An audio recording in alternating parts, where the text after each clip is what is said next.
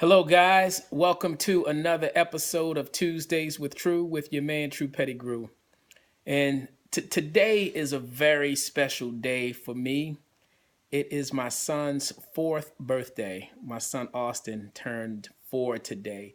And that is a very, very exciting time for us here in the Pettigrew household. Some of you know our story, what I like to call our road to Austin. Many of you may not. So I want to share that quick story with you today as I want to provide you with some life lessons that came out of this journey for me and my wife. And so, my wife and I have been married going on 14 years. And after that first year of marriage, like most couples, like most newlyweds, we decided we were going to have a kid. You know, we had the house, the white picket fence. We literally, I'm not even kidding, not by design. Like our first house had a white picket fence, but that's a whole nother story.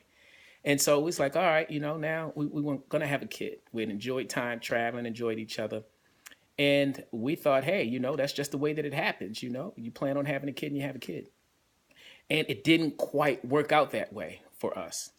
And so just to kind of fast forward, we spent 9 years trying to have a kid. I mean, and we did everything, IVF, artificial, all types of scientific approaches, consulted with specialists, and they could not explain to us why we weren't able to have a child, able to carry the term. And then probably one of the most painful parts of that was getting pregnant and then not being able to carry to term and, losing those pregnancies.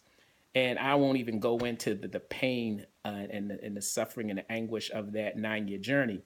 And got to be honest, like that was something that could really cause you as a man to question your manhood, even for my wife to question her womanhood, like, what's wrong with us? Guys, we had stopped going to our friends' kids' birthday parties and showers and baby showers. It really had become that painful. I mean, it was taking us into a really dark place. And, but obviously it's a happy ending. As I sit here today on our son's fourth birthday, it turned out to be a happy ending. Now, we tried everything. And what ultimately happened is God spoke to me one day and said, hey, I have a child for you. Like I told you, I'd fulfill the desires of your heart. I have a child for you. You guys, I want you guys to adopt. And this was before Austin was even born when God spoke this into my life. And so I ended up sharing that with Tamika, and we went through some discussions around that. And there's a whole nother lesson in that altogether.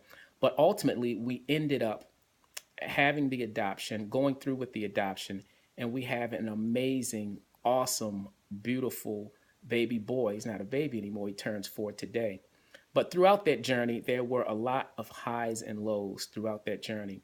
And there are 3 life lessons that I want to share with you today that I learned throughout that journey of what I call our road to Austin. And one is, guys, never give up on the dream. You may have to change the approach, but never give up on the dream. And that's what we did. Sometimes we get so caught up in thinking there's one way that we have to do things or are supposed to do things. But, there's so many different ways to doing it. And it's not about quitting. Sometimes they're necessary endings. And we had a lot of necessary endings for some of the approaches that we were taking because they were harmful and damaging to us. But never give up on the dream. You may have to change the approach. And that's the first lesson.